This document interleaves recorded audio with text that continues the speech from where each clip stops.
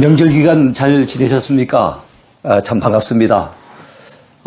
참 추석이라고 하는 것은 우리의 명절이기도 하지만 또 1년 가운데 가장 좋은 계절이 아닌가 싶습니다. 춥지도 않고 덥지도 않고 모든 것이 풍요로운 이런 계절에 우리가 추석이라고 하는 좋은 명절을 지낸다는 것이 참 의미 있는 것 같습니다. 명절 기간 동안에는 영상을 내보내드리지 않았는데요. 오늘부터 시작을 해서 또 다시 하나님의 말씀을 깊이 공부하는 그런 은혜로운 시간들을 우리가 함께 가졌으면 좋겠습니다. 지난 주간에 우리가 시편 한 번을 갖다 공부를 했는데요. 시편은 좀 다뤄야 될 부분이 많아서 모두 3번에 걸쳐서 공부하려고 합니다. 한 번 공부했으니까 오늘 하루 공부하고 그리고 또 다음 날 하루도 공부하고 3번에 걸쳐서 시편을 공부하면서 우리가 은혜를 많이 받았으면 좋겠습니다. 시편에 나오는 시인들은 감성도 풍부한 사람들이고 그리고 영성도 굉장히 깊이가 있는 그런 사람들입니다. 우리가 요즘 계속 비가 내립니다만은 이 메마른 땅은 비를 필요로 하지요. 그리고 우리의 몸은 물을 필요로 합니다. 그래서 우리 물을 자주자주 마셔주는 것은 건강에 굉장히 도움이 되죠.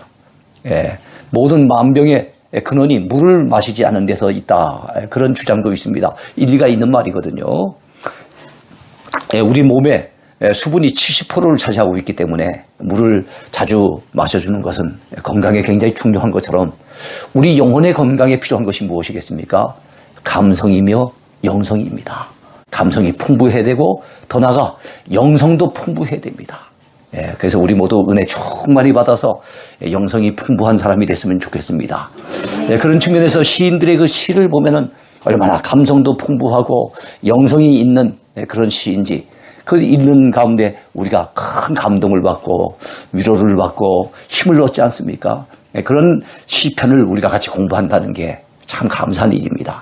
자, 오늘 141강인데요. 망원경으로 보는 시편 2번째 시간입니다. 시편에서 배우는 기도와 찬송입니다. 자, 2번째 주제입니다. 시편에 나타난 대표적인 간증에는 어떤 것들이 있을까요? 시편에는 시인들의 간증도 많이 나타나 있습니다. 그들이 살아왔던 삶 속에서 경험했던 하나님, 체험했던 은혜, 거기에 대해서 그들은 믿음을 가지고 간증을 합니다. 자, 가장 대표적인 인물이 다윗이죠. 다윗의 인생 말년에 자기 자신의 인생을 회고하면서 간증했던 간증시 가운데 하나가 시편 23편입니다.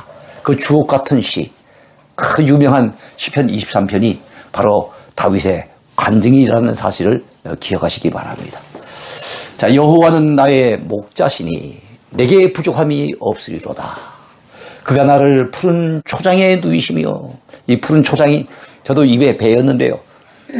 요즘 성경에는 푸른 풀밭이라고 이렇게 나오지 않습니까? 푸른 풀밭에 누이시며 쉴만한 물가로 인도하시는도다. 참 너무나도 한편의 시기도 하지만 한 폭의 그림처럼 여겨지는 그런 아름다운 장면이 눈에 선하게 느껴지지 않습니까? 자, 다윗은 자기 인생도 되돌아봤더니 자기 인생에 부족함이 없었다는 거예요. 그 이유가 무엇입니까? 하나님이 나의 선한 목자가 되시어서 나의 길을 늘 선하게 이끌어 주셨기 때문에 부족함이 없었다는 거죠. 하나님께서 꼭 목자가 양떼를 이끌고 푸른 풀밭에 그들을 누이기도 하고 쉴만한 물가로 그들을 이끌어가는 것처럼 하나님이 자기 자신의 인생을 그렇게 이끌어 오셨다는 거예요. 그렇다면 여러분, 다윗의 인생이 늘 이렇게 태평한 인생이고 평탄하고 잘 나가는 인생이었을까요? 그렇지 않죠. 힘들고 어려울 때도 많이 있었죠. 그때도 하나님은 함께 하셨다고 그런 고백하며 간증하고 있습니다. 그래서 내가 사망의 음침한 골짜기로 지날 때에도 해를 두려워하지 않을 것은 주께서 나와 함께 하심이라. 그는 그렇게 노래했어요. 여러분, 다윗의 인생 말년에 자기 자신의 인생을 회고하는 또 다른 간증이 있는데 그 간증 가운데 하나가 시편 30편입니다. 그의 노염은 잠깐이요 그의 은총은 평생이로다. 자기가 바세바와 더불어서 범죄하고 타락해서 하나님 앞에 매맞은 그런 경력이 있었잖아요. 하나님이 진노하신 것을 경험했지만 그 노염은 잠깐이라는 거예요. 회개했더니 하나님이 다시금 은총을 베풀어 주시고 그의 은총은 평생 간다는 거지요. 저녁에는 울음이 깃들일지라도 아침에는 기쁨이 오리로다. 어저녁에 힘든 일, 어려운 일 때문에 때로는 눈물을 흘릴 그런 일들이 있었지만 우리 하나님이 얼마나 긍휼이 많으신지 아침 일어나 보면 또 다른 기쁨을 안겨주신다는 거지요. 여러분, 다윗의 참회와 죄사함 받은 간증도 있습니다. 시편 51편 같은 경우도 있고 시편 32편 같은 경우도 있고 많이 있는데요. 32편을 한번 볼까요? 허물의 사함을 받고 자신의 죄가 가려진 자는 복이 있도다. 그래요. 여러분, 그가 지은 죄 때문에 하나님 앞에 얼마나 부끄러웠을까요? 얼마나 두려웠을까요? 근데 회개했더니 하나님이 그 죄를 사해 주시는데 그 허물의 사함을 받은 그 행복, 하나님 앞에 죄 용서받은 그 기쁨, 이것은 말로도 할 수 없는 거라. 그것을 그는 간증하고 있는 겁니다. 그래서 자신의 죄가 가려진 자 얼마나 복이 있는가 노래하고 있습니다. 내가 이르기를 내 허물을 여호와께 자복하리라 하고 주께 내 죄를 아뢰고 내 죄악을 숨기지 아니하였더니 곧 주께서 내 죄악을 사하셨나이다. 그렇습니다. 회개하는 자에게는 복이 임합니다. 회개하는 자에게는 하나님이 죄사해 주시고 죄사함 받은 그 감격과 기쁨이 있다는 것을 여러분 놓치지 마시기 바랍니다. 아멘. 여러분, 이번에는 아삽이라고 하는 인물을 또 살펴봅시다. 다윗 다음으로 시편을 많이 기록한 사람이에요. 물론 다윗하고는 차이가 많이 있죠. 다윗은 모두 73편을 기록했고 아삽은 12편을 기록을 했습니다. 그 가운데 시험을 이겨낸 간증 73편을 한번 소개해 볼까요? 자, 나는 거의 넘어질 뻔하였고 나의 걸음이 미끄러질 뻔하였으니, 자, 넘어질 뻔하였다, 미끄러질 뻔하였다, 이 말은 뭡니까? 신앙의 길에서 넘어질 뻔했다는 거, 믿음의 길에서 미끄러질 뻔했다는 것은 일종의 신앙의 시험입니다. 신앙에 시험들 뻔했다는 거예요. 왜 신앙에 있어서 시험들 뻔한 그런 어려움을 당했습니까? 그것은 이는 내가 악인의 형통함을 보고 오만한 자를 질투하였음이로다. 이야, 악인이 저렇게 형통하다니, 저런 오만한 자가 저렇게 잘 살고 있다니, 거기에 대해서 막 질투심이 막 불타오르니까 이럴 수가 있는가 생각을 하니까 신앙이 약화되고 자기 신앙이 흔들리면서 여러분 시험 당할 뻔한 그런 어려움을 겪었다는 거예요. 자, 내가 어쩌면 이를 알까 하여, 왜 이런 일이 발생할까? 왜 악인들이 이렇게 형통하도록 하나님이 내버려 두실까? 어떻게 하면 그것을 알까 싶어가지고 여러 가지 깊이 생각해 봤는데 그것이 내게 심한 고통이 되었다는 거예요. 생각하면 생각할수록 야, 이럴 수는 없다. 하나님께서 살아계시다면 의로우신 하나님이 왜 불의한 자들이 형통하도록 내버려 두시는가? 그것이 시험이 들었지만 드디어 하나님의 성소에 들어갈 때야 그들의 종말을 내가 깨달았나이다. 성소에 들어갈 때, 요즘 우리 신당은 교회에 와서 예배를 드리면서 말씀을 들으면서 기도하다가 하나님 주시는 깨우침을 얻고 교훈을 얻고 은혜를 받게 되니까, 아, 그렇구나. 하나님이 결국에는 저들이 어떻게 됐는지, 하나님께서 결국에는 저들의 종말에 어떻게 하시는지를 깨닫게 된 거예요.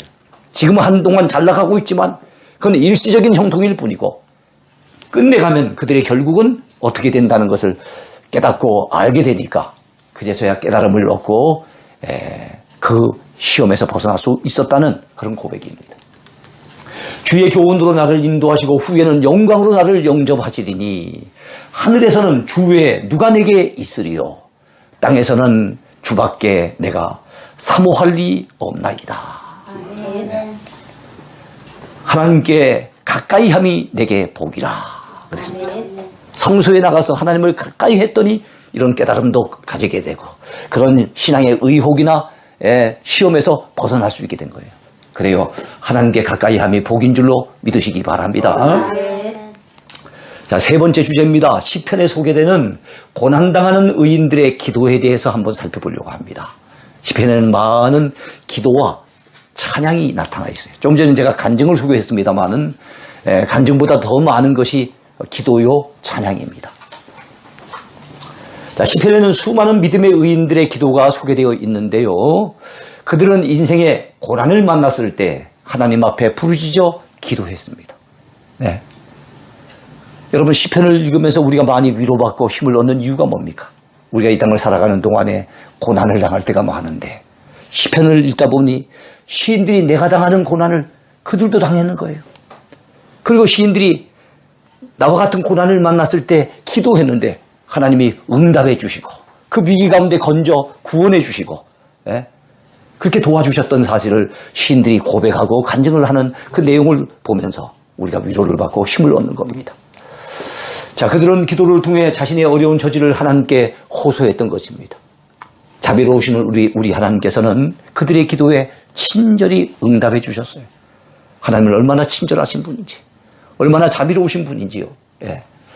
자, 의인들이 망하지 않도록 그들을 위험과 고난으로부터 건져주신 우리 하나님. 예. 그 하나님에 대한 소개가 시편에 많이 나와 있습니다. 자, 믿음의 인물 다윗의 기도를 먼저 생각해 볼까요? 자, 시편에 많은 분들의 기도가 소개되는데 그 가운데 믿음의 사람 다윗의 기도를 먼저 살펴보겠습니다. 여호와여, 나의 대적이 어찌 그리 많은지요. 일어나 나를 치는 자가 많으니이다. 여러분, 다윗에겐 대적이 참 많았는가 봐요. 가장 대표적인 사람이 사울 왕이겠지만 사울 왕에도 대적들이 많았어요. 다윗을 죽이려고 달려드는 자들이 그렇게 많았어요. 심지어는 나중에 그 아들 압살롬까지도 아버지를 그 자리에서 내려오게 하고 자기가 왕이 되려고 쿠데타를 일으키는 걸 보면은 얼마나 대적이 많은지를 알 수 있겠죠. 많은 사람이 나를 대적하여 말하기를 그는 하나님께 구원을 받지 못한다 하나이다. 여호와여, 주는 나의 방패시요 나의 영광이시요 나의 머리를 드시는 자신이다. 그는 그렇게 고백합니다. 내가 나의 목소리로 여호와께 부르짖으니 그의 성산에서 응답하시는도다. 이렇게 답답한 일, 수없이 많은 대적 때문에 힘들어질 때 그가 했던 일이 무엇입니까? 목소리를 높여 하나님 앞에 부르짖어 기도했다는 거예요. 그랬더니 하나님께서 그의 성산에서 응답해 주셨다고 그는 고백하고 있습니다. 이 시가 시편 3편인데요. 어떤 배경 속에서 나왔습니까? 다윗이 압살롬의 반란에서 피하여 도망하고 갔을 때 그때 피난처에서 이렇게 기도하며 부르짖은 겁니다. 참 아들이 반란을 일으키고 아버지를 죽이겠다 달라들었으니 얼마나 마음이 괴로웠겠어요. 그때 내 심정을 알아줄 분은 하나님밖에 없으니 하나님 앞에 기도했던 것입니다. 자, 여호와여, 어느 때까지니까 나를 영원히 잊으시나이까. 예. 주의 얼굴을 나에게서 어느 때까지 숨기시겠나이까. 예. 이런 여러분 기도는 주로 어떨 때 나오는 기도입니까? 예. 고난이 오랫동안 지속됐을 때, 오랫동안 기도했는데도 빨리 응답하지 아니하실 때, 여전히 내가 위험과 위기 가운데 처해져 있는 그런 상황 속에서 나오는 기도가 아니겠나 싶어요. 다윗도 그런 어려움을 겪었다는 거죠. 여호와여, 어느 때까지니까 나를 영원히 잊으시나이까. 주의 얼굴을 나에게서 어느 때까지 숨기시겠나이까. 자기가 형통하고 잘 나가고 은혜가 충만하고 이럴 때는 하나님의 얼굴빛이 자기에게 비치는 것 같고, 날마다 하나님의 얼굴을 배우는 것 같은 느낌으로 살아가는데 하나님이 빨리 응답하시지 않고 고난이 길어지게 되면은 바로 이런 안타까운 기도가 나오는 겁니다. 요즘도 우리가 이 코로나라고 하는 터널이 우리 생각보다 너무 길게 오래 가니까 참 답답할 때가 얼마나 많습니까? 나의 영혼이 번민하고 종일토록 마음에 근심하기를 어느 때까지 하오며 내 원수가 나를 치며 자랑하기를 어느 때까지 하리이까. 시편 13편에서 고난이 길어지고 응답이 더딜 때 다윗은 이런 고백에 기도를 올려드렸습니다. 또 다른 다윗의 기도입니다. 하나님이여, 내게 응답하시겠으므로 내가 불러싸우니 내게 귀를 기울여 내 말을 들으소서. 죽게 피하는 자들을 그 일어나 치는 자들에게서 오른손으로 구원하시는 주여, 주의 기이한 사랑을 나타내소서.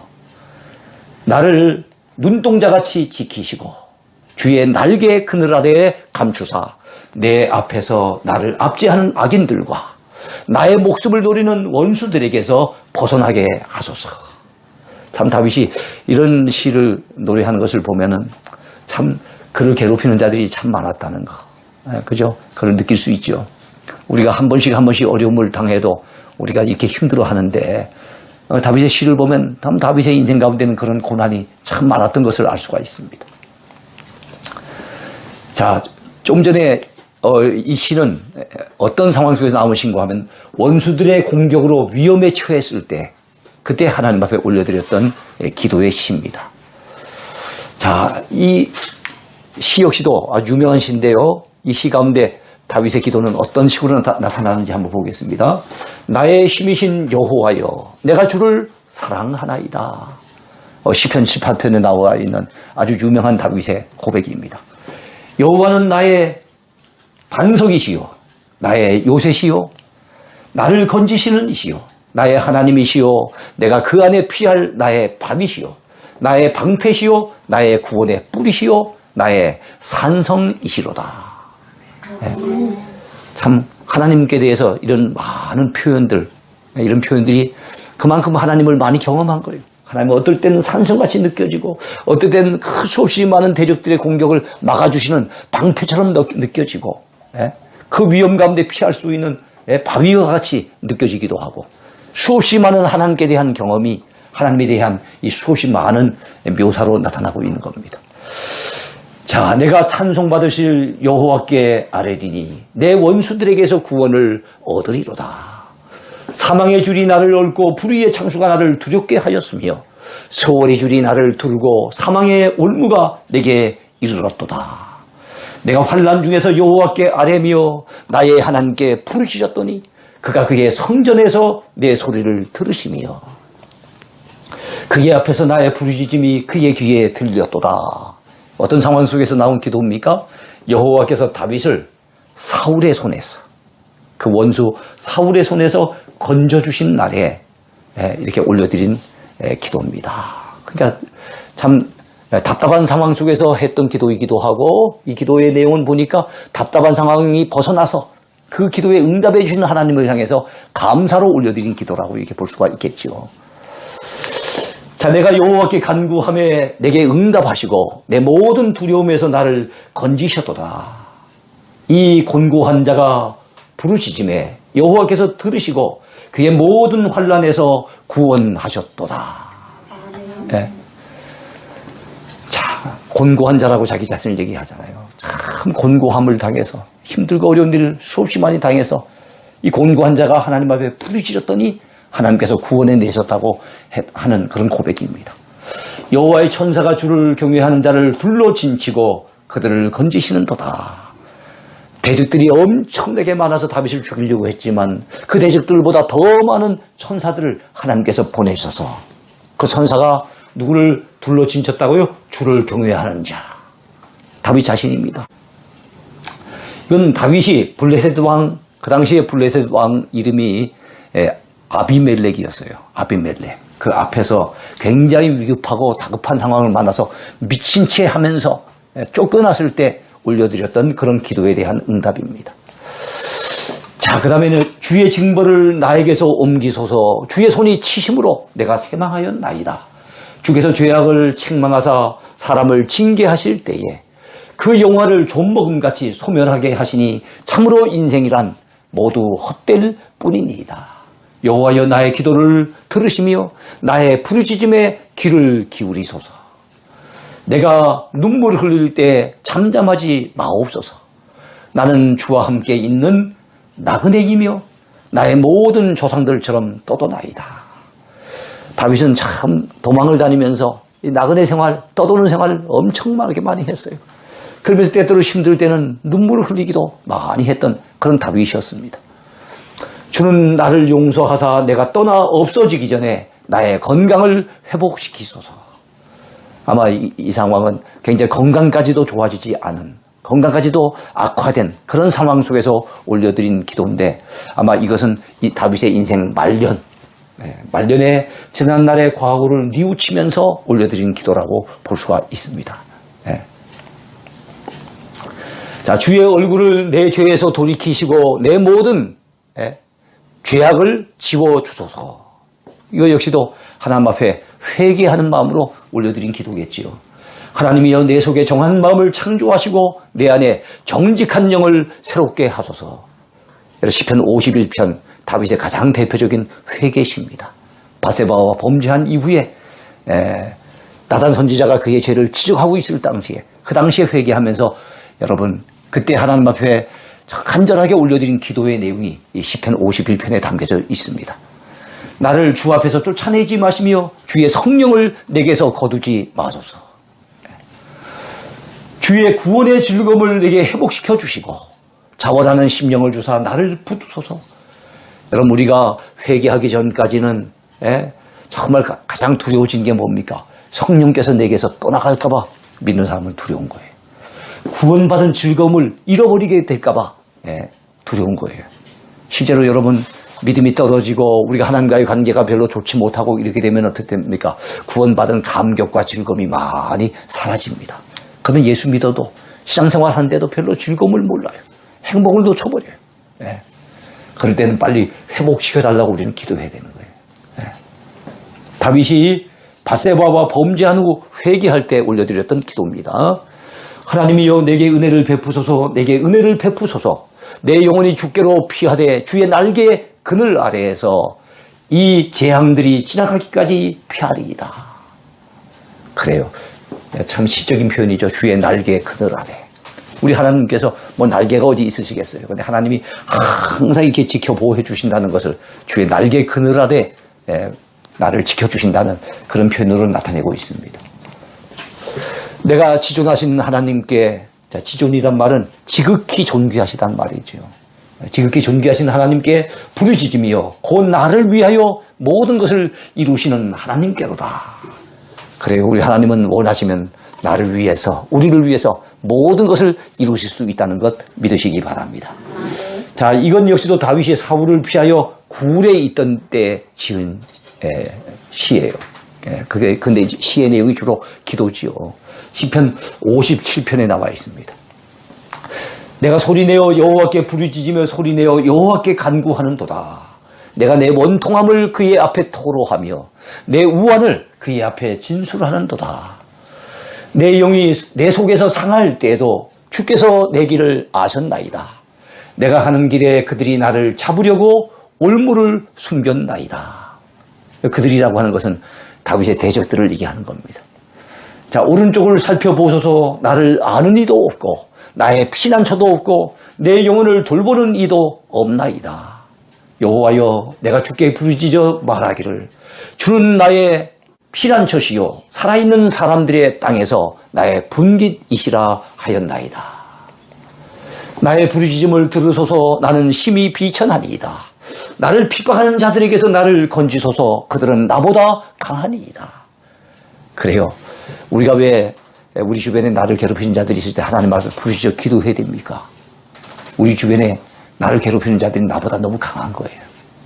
다윗이 쫓겨다닐 때만 하더라도 사울왕이 3,000명의 특수부대를 이끌고 다윗을 죽이겠다고 쫓아다니니까 얼마나 힘들었겠습니까? 자, 외롭고 절망적인 상황에 빠져 굴에 있을 때 지은 시입니다. 이번에는 다윗의 시가 아니고 고라자손의 시입니다. 그 내용은 기도라고 하는 형식을 갖춘 그런 시죠. 한번 볼까요? 하나님이여 사심이 신의 물을 찾기에 갈급함같이 내 영혼이 주를 찾기에 갈급하니이다.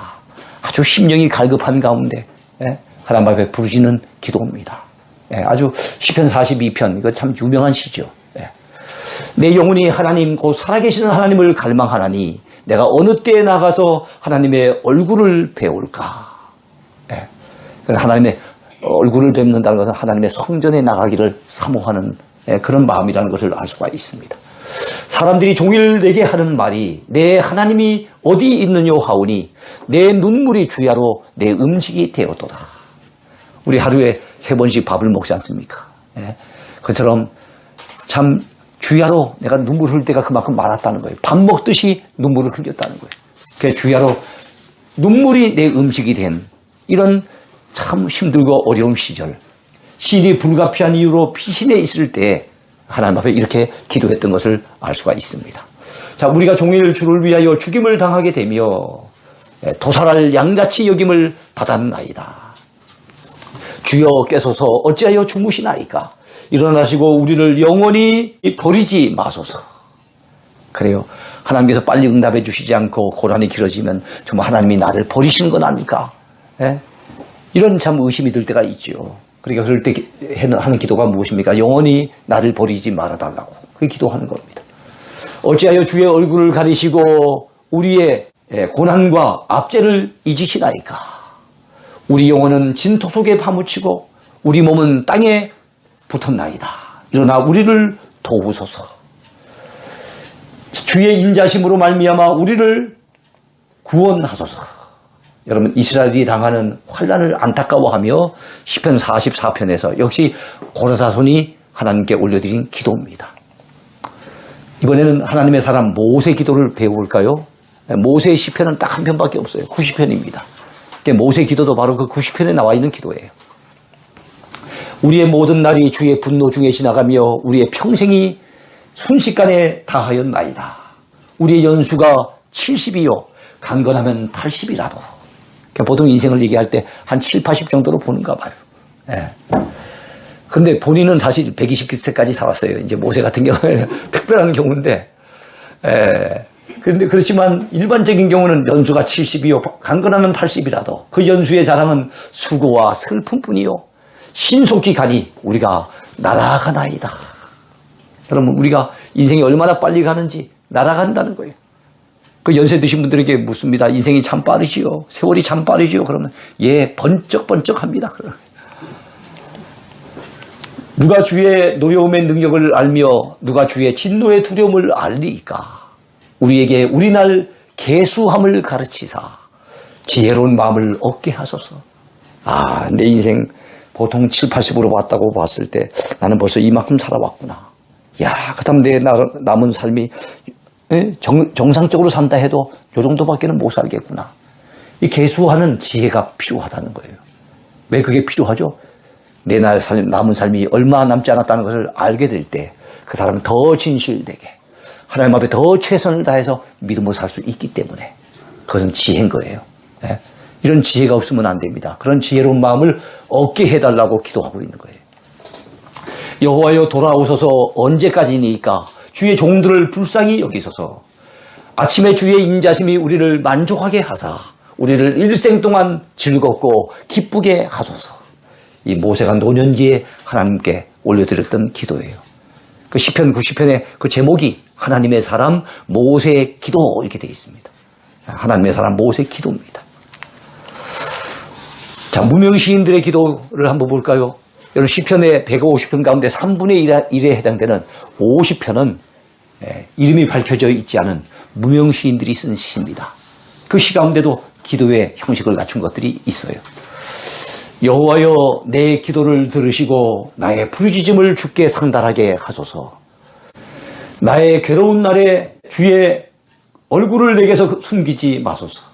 주의 귀를 내게 기울이사 내가 부르짖는 날에 속히 내게 응답하소서.